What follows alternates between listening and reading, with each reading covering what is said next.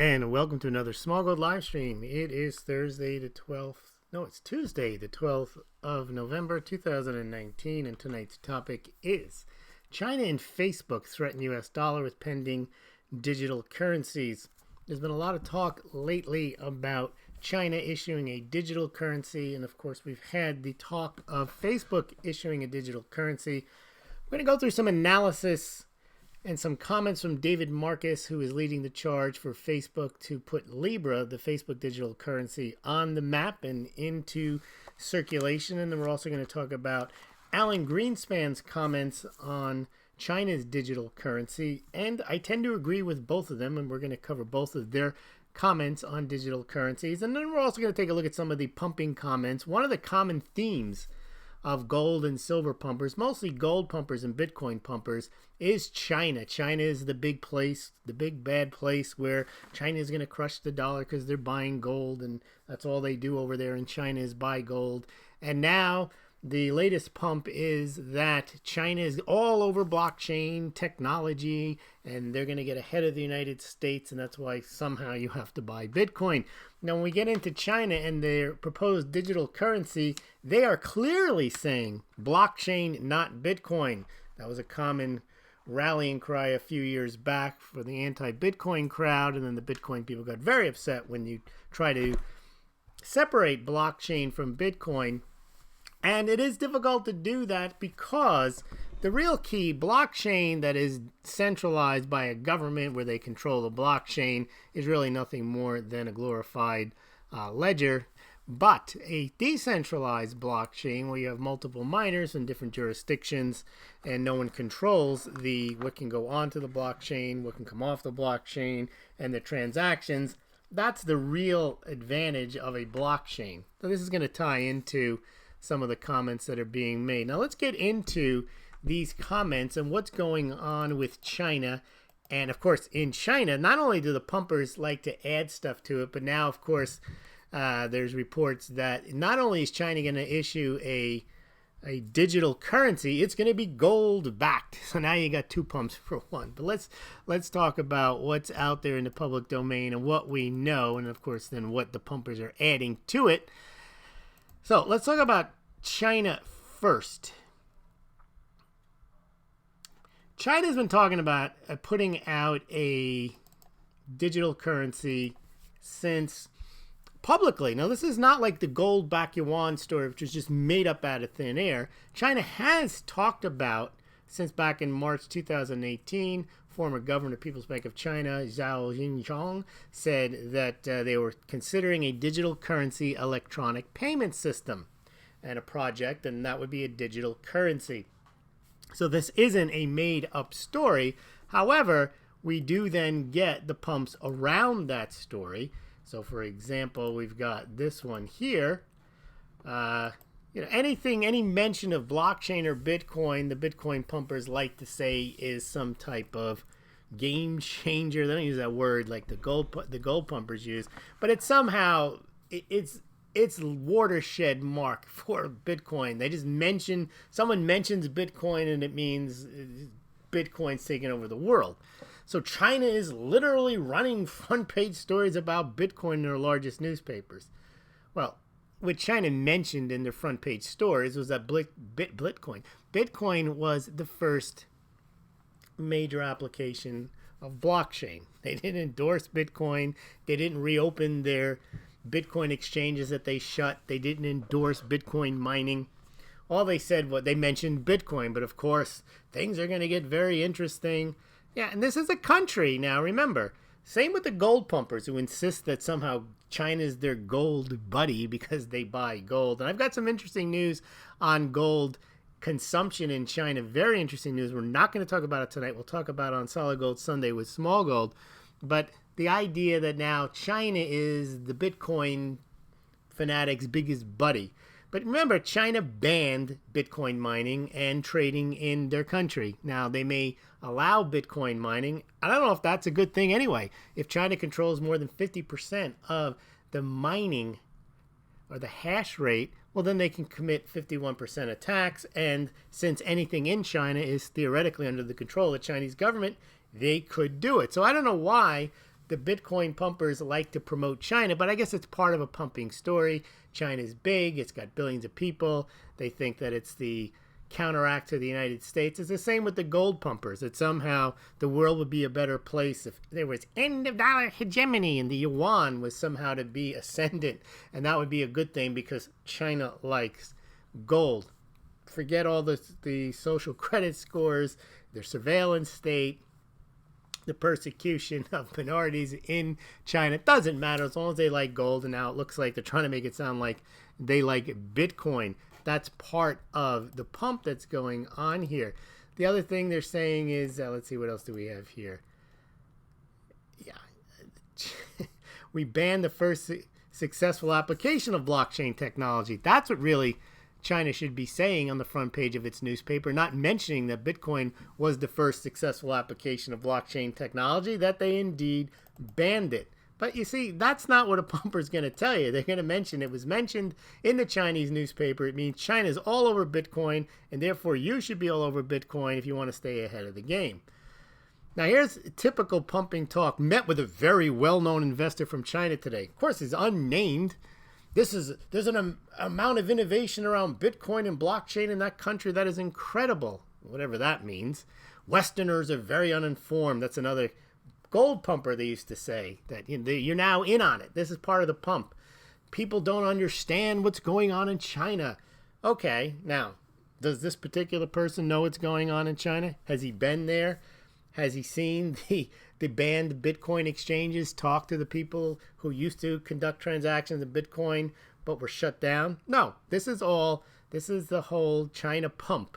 The same as the gold pumpers. They never set foot in China, but it was China to crush the dollar and China to issue a gold-backed yuan. Well, now it is a crypto-backed yuan. Here we go. Max Kaiser. China is making its big move. It's secretly hoarding gold and is ready to destroy the US dollar with a new crypto backed by gold. So what you're getting here is you're getting two pumps for the price of one. You're getting the gold-backed yuan with the gold-backed crypto. So you get the 2-for-1, China to crush the dollar, gold-backed yuan, cryptocurrency game changer. Now remember, this is from the guy who was promoting buy silver, crush JP Morgan. Now maybe it's a silver-backed yuan, not a gold-backed yuan, or maybe it's a silver-backed cryptocurrency yuan. Crash JP Morgan end dollar hegemony by the silver-backed cryptocurrency yuan. Very Sun Tzu, I suppose. And again, people fall for this stuff. They love this stuff. This is clickbait galore, but it really doesn't seem to bother anybody. People will jump on the bandwagon. It's a good gold pitch. It's a good crypto pitch. It's a good Bitcoin pitch. And that's basically what's going on. Now, let's actually talk about what China's doing. And here's Alan Greenspan's reaction to it. And I think he's spot on about what China's doing. There's no point in it. Basically, what he says is when a central bank issues a digital currency, this is something that I've been saying, is all they're doing is just upgrading their way of issuing the currency. There's no magic in it. It just makes it easier to put on the blockchain and you can track it. Alan Greenspan said there's no point for them to do it at a finance magazine conference in China. He said national currencies are backed up by sovereign credit, and he thinks that's the best thing in the world, and there's really you're not really adding or enhancing the trustworthiness of the currency by putting it on a blockchain. And he mentions that the sovereign credit of the United States is far in excess of anything that Facebook could do. Now, what's Facebook doing? Well, Facebook, now, the Chinese, when I say are challenging the dollar, the only real challenge to the dollar, remember, it's just the yuan dressed up in digital form. It's still the same trashy currency. It's still the one that has capital controls. It's still the one that's based on a debt-based economy, building things that they don't need, and borrowing money to do it, and borrowing the money in dollars. So it doesn't change what China is doing. It just puts it's no different in my mind than changing who's on the cover of who's on the front of a 20 yuan note. It really doesn't matter if it's in digital form or in paper form or in some other older digital form. So I do agree with Alan Greenspan. There's no point for a central bank to issue digital currencies. And indeed, the heads of the Western central banks have said the same, although there are people within the reserve banks, the other Federal Reserve banks, that say that we have to have one. But there's not really a push for it. And it doesn't, to me, it doesn't mean anything about any type of endorsement of Bitcoin. It just means they're going to put their stuff on a blockchain. It doesn't mean that Bitcoin's going to rise in value or go lower in value. Remember, let's talk about what Marcus at Facebook said, and he's spot on about the difference between Bitcoin and a stable coin like Libra, or a stable coin that might be issued by China, meaning it's stable to the extent that the yuan is stable and it just happens to be on the blockchain. But let's listen to I'll tell you what he said with the Facebook, the guy who's running a point on Facebook's Libra currency. Briefly, what Libra currency is purported to be is a basket of Western currencies, including the euro, I think the British pound, the US dollar, and I think also the Japanese yen. It's basically the SDR without the Chinese yuan.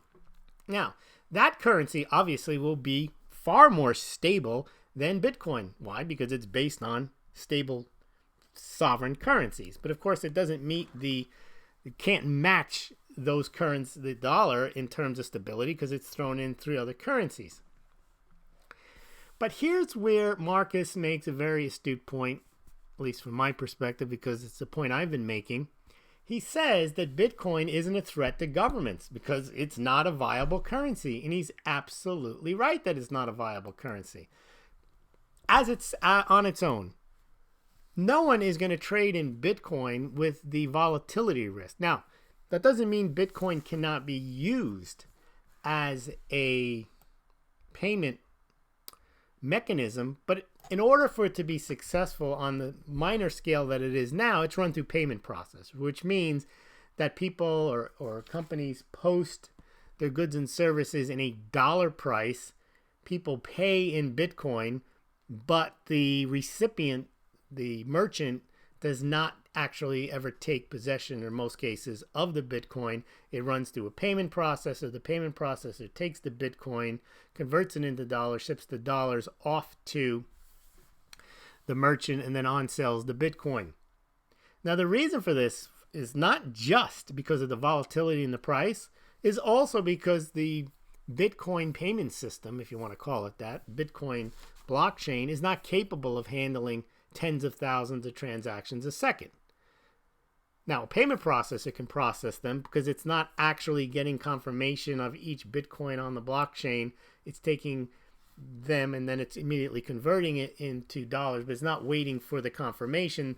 So a payment processor, or if you stake your Bitcoins with an organization who then confirm the transaction that you sent them the Bitcoin, you can then spend them. But again, they're going to be sending dollars to the merchant you spend them with.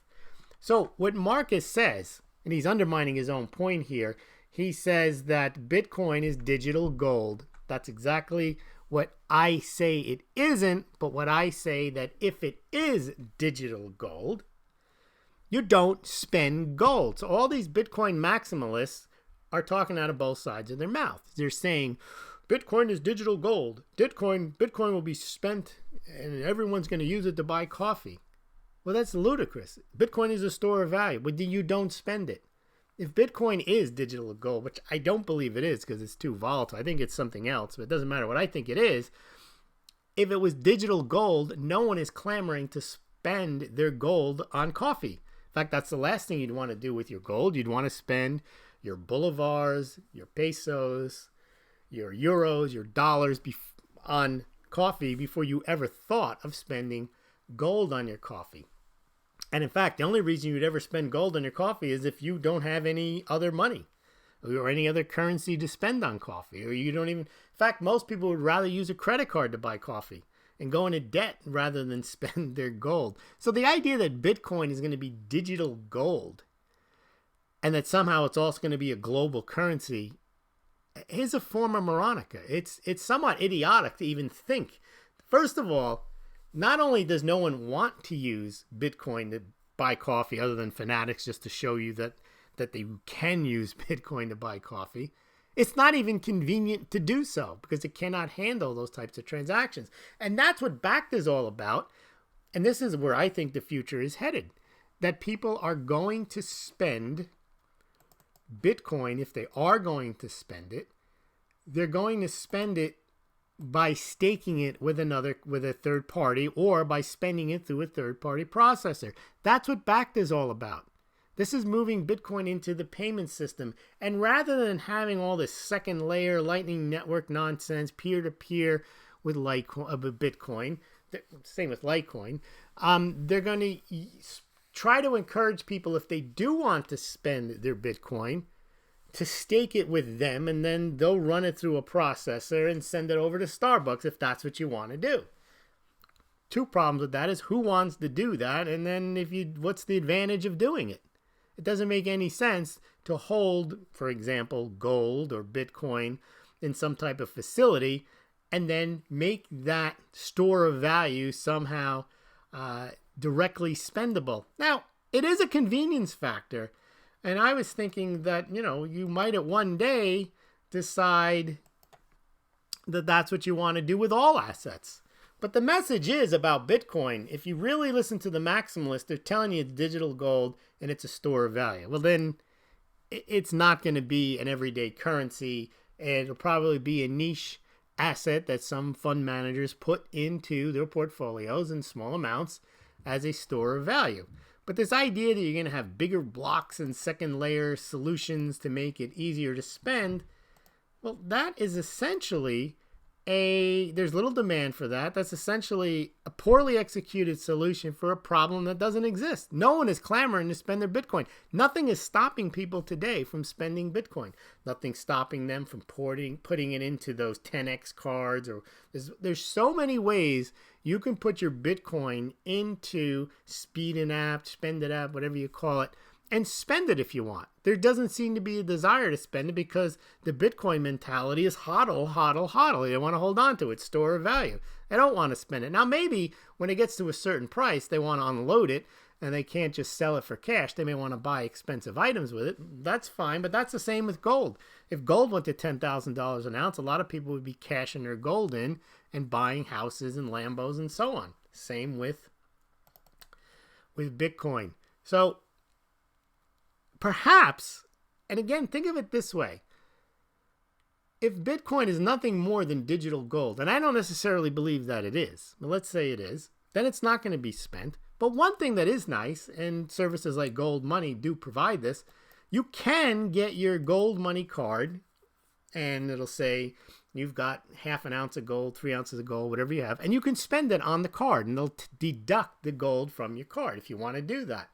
And it looks like BACT is going to provide that same service. If you happen to have contract with BACT and you've decided to have it physically settled, and then they settle it and they hold on to it in your account in the cold storage, they can allocate a certain amount if you want to spend it. They'll make it easier for you to spend it at Starbucks so you don't have to stand around and wait for the confirmation to come through. But that's just a convenience factor. That's going to actually has nothing to do with Bitcoin.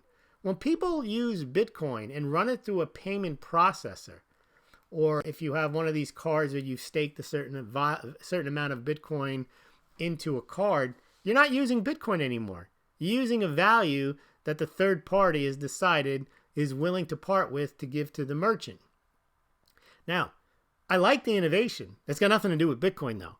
Why wouldn't stock brokerage companies, I wrote today, make all their client assets, stocks, ETFs, bonds, not just Bitcoin, instantly spendable via staking and payment processing? So let's say you've got a share of Apple, a share of, I don't know, what are the IBM. Let's say you have a stock portfolio of $3,000 and you also have a Bitcoin, or you have a part of a Bitcoin. Well, we know that they're going to make it such that you could take that Bitcoin and they'll allow you to spend it. Or let's say you privately own the Bitcoin. You can spend that at a company that's accepting Bitcoin through a payment processor. Well, why wouldn't payment processors and other places make it possible where you can sell your shares, not have to necessarily sell them, take the capital gain into your bank account or your brokerage cash account, but just spend it? But again, that has nothing to do with Bitcoin. To me, it's just highlighting an opportunity. if you want to spend Bitcoin, the only reason you want to spend Bitcoin is they've made such a big deal out of it that it's a currency, that somehow it needs to be spent, and it's not ready for prime time. So you had this bigger blocks with Bitcoin Cash. You've got second layer solutions, but really there's not a lot of people. When I say not a lot of people, there's not such a demand that you're even overwhelming the current Bitcoin system. But if it ever were to become something where massive amounts of payments were happening because people actually wanted to spend their Bitcoin, the current solution is run it through payment processes. And my point is, if that's the case, think of Bitcoin is only worth 250 billion, 100, I don't even know what it is anymore, 180 billion dollars. Well, think of the trillions of dollars that are in stock accounts. You can make that instantly spendable under the same concept that if you know you have a certain amount of stock in your account, they should be able to say, well, that's an asset that you have, and we can digitize it for you, and you can spend it. And when you spend it, it's essentially you're selling a portion of your Apple stock for coffee. Could be a demand for that. I don't know. If there's a demand for it for Bitcoin, why not for all assets? Well, let's get back to what Marcus said, though, about Bitcoin. And this ties into my point that all these people in the binary point of view is there's one, Bitcoin's going to take over the world. It's going to eliminate central banks. It's going to bank the unbanked, and everybody in the world is going to have a digital wallet nonsense. Versus the other type, governments will never allow Bitcoin. They're going to shut it down, and no, neither is the case. And Marcus, actually, from Facebook, said exactly what I said. Not just about if it's gold, no one's going to want to spend it. But his point is that Bitcoin is in no way, shape, or form a threat to the US dollar. Why? You can't spend it. It's not a currency. He says, I don't think of Bitcoin as a currency. It's actually not a great medium of exchange because of its volatility. He is right. Well, why would the government be afraid of Bitcoin? The only reason the government's afraid of Bitcoin has nothing to do with its threat to the dollar.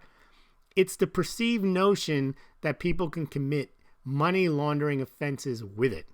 It's not because it's going to be end of dollar hegemony and everyone's going to ditch the dollar and all that other nonsense. It's because they're worried that there's some level of anonymity that it could be used. Now, it's a foolish point of view because we know that criminals are smart enough to know that you shouldn't use Bitcoin to commit crimes because you'll leave a permanent and trackable digital fingerprint on what you've done.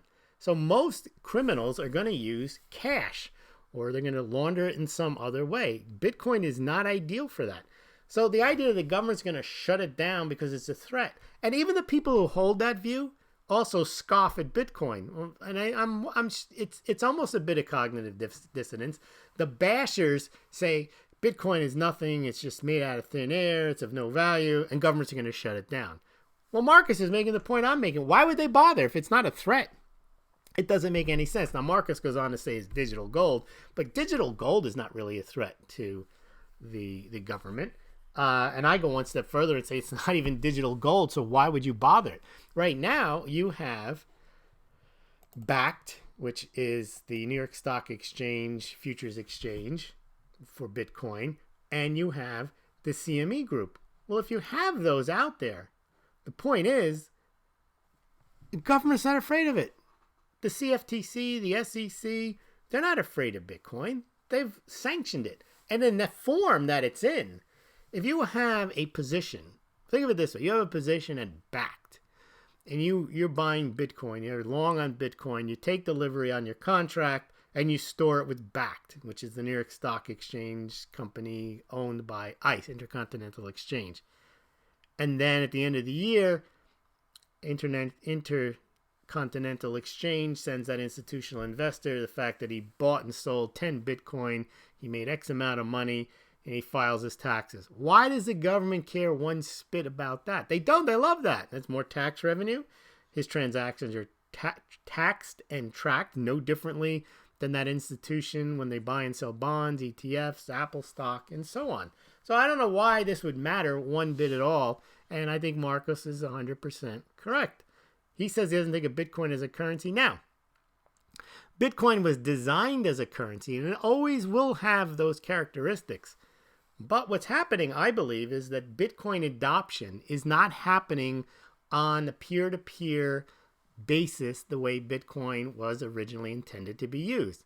It's running through payment processors, which, as I said 2 or 3 years ago, this is part of the payment system co-opting the Bitcoin itself, because they're not neutering it. They're basically not using its feature. The feature of Bitcoin is that you can send one Bitcoin to somebody else and no one knows that you're doing it, but they kind of can if they want to. But the idea is that person A can send it to person B and not run through a third-party intermediary, which means the third party makes no fees, gets nothing. Well, a payment processor interposes him or herself or itself between person A and person B and takes a fee. Now, they are providing a service. You say, well, they're just money grabbers and they're rent seeking. No, they're actually making the transaction happen quicker. They're also taking the risk out of the transaction for person B. Because when person A sends a Bitcoin to person B, there's a good chance, possibility, the price can rise or fall 10% between the time you send it and the time the transaction is ultimately confirmed. And the third party is taking the risk out of that. They're saying, no, we'll take the Bitcoin risk. We'll set up a system where we can on-sell that Bitcoin if somebody wants it at the current market price. So we sell it instantaneously, but we sell it at a markup to the third party. Meanwhile, we have cash, which having cash, you always get paid to have cash.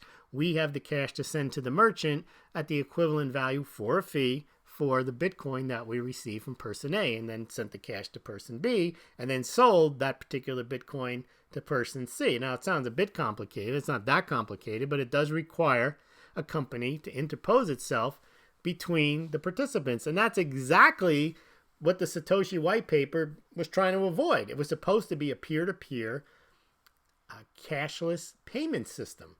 Well, that's not what that is. That's just, and as I mentioned, you can run gold through a system like that. You can run gold through a payment processor. And as I mentioned, brokerage accounts will probably catch on to the idea. They could probably run all client assets through a payment processor, giving you the convenience to spend your stock account. I mean, if you can spend your Bitcoin account, why shouldn't you be able to spend your entire stock account? So that's what I think is coming soon. Now, what else do we have here? Anything else? China? No, I think that's about it. We've got some stories for later in the week on gold. We'll save those for later. But what Marcos is saying, I think, is absolutely correct. If you believe Bitcoin is digital gold, well, then no one's going to need to spend it. If no one's going to spend it, then it's not a threat to governments. Even if somebody is going to spend it, the preferred methodology right now of spending Bitcoin is not a threat to governments. Why? It runs through companies and payment processors that have all types of know your customer, anti-money laundering provisions in place. So where's the threat? There's just money to be made by payment processors, banks, companies that offer trading solutions, storage solutions like Bakkt. I mean, Bakkt is not the only one. Fidelity is involved in this. TD Ameritrade. Goldman Sachs has an interest in Circle, which has an interest in Poloniex. You have Kraken. You've got Coinbase. You've got all these exchanges that are fully compliant. Now, you can have peer-to-peer exchanges, and you can have all these unregulated things, but for the most part, the average person is not. That's what the Bitcoin people don't understand.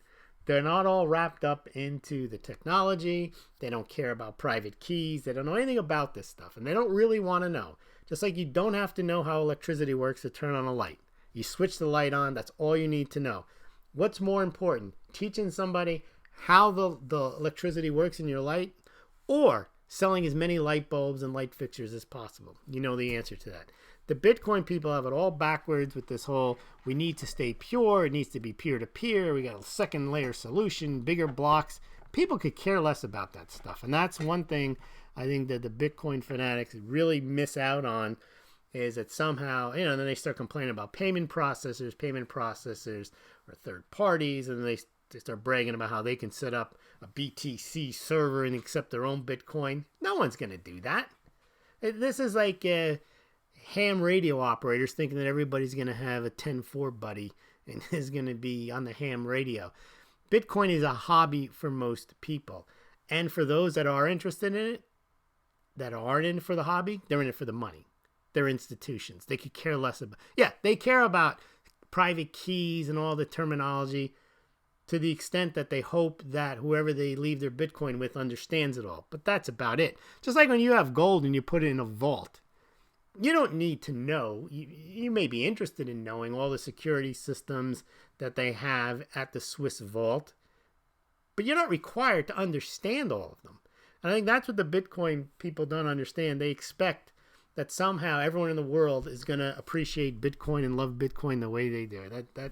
That's never going to happen. I don't think so. Let's see what you guys are thinking in the comments section. And if you've enjoyed this presentation, or if you enjoyed other Smaulgld presentation, please consider becoming a Smaulgld patron, or indeed simply sending, and this is directly not through the payment processor. I removed that. I used to have the Bitcoin and Litecoin run through the payment processor, which was the dumbest thing I ever did now, because I received not a lot of Bitcoin, but I did receive Bitcoin when it was $300 or $400 an ounce, but it was immediately converted into fiat.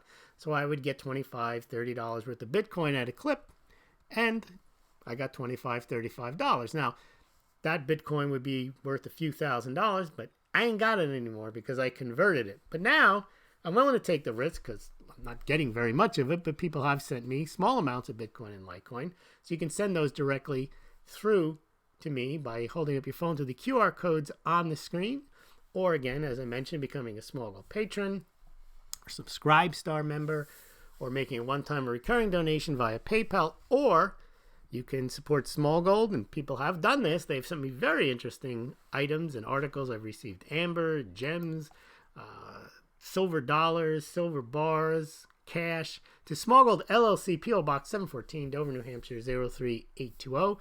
You can also help out the Smaulgld site by getting yourself one of the Smaulgld game-changing mugs. You can see those on the screen. To the left, you got the Smaulgld Super Classic mug. To the right, the Smaulgld Classic mug. Those two mugs can be ordered directly through the Smaulgld site or below the links below this BitChute or YouTube, and I send those out directly from Smaulgld headquarters.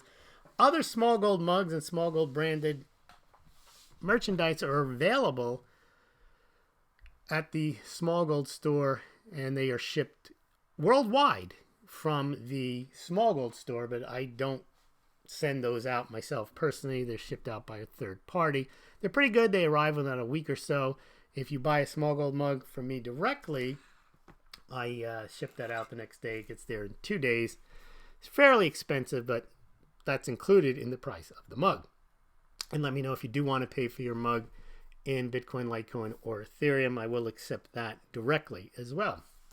All right, let's see what you guys are saying. Also, if you want to help the site out and you don't have any extra cash and you are going to, however, buy things like gold or silver or storable food or wine, you can also help the site out by buying and clicking on the Smaulgld coffee through the Smaulgld affiliate links below this BitChute and on the Smaulgld website, smaulgld.com, where we have affiliate links. If you click on those links, you go to merchants like SD Bullion, Money Metals Exchange, and when you land there, you're at the site is just as if you would arrive there if you typed in the URL, but the link contains a tracking code that if you do purchase from those links, Smaulgld will get a small commission. So please consider shopping directly from the Smaulgld site or from the links below this BitChute or YouTube.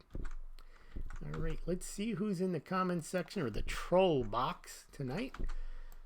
You guys aren't trolls, but let's see what we got. Pablo is here first. Mint Mark says China to crush McDonald's, not the dollar, but McDonald's. All right. Oh, we don't have many comments tonight. Unless sometimes what happens is that they... no, we really don't have many comments tonight, but that's okay.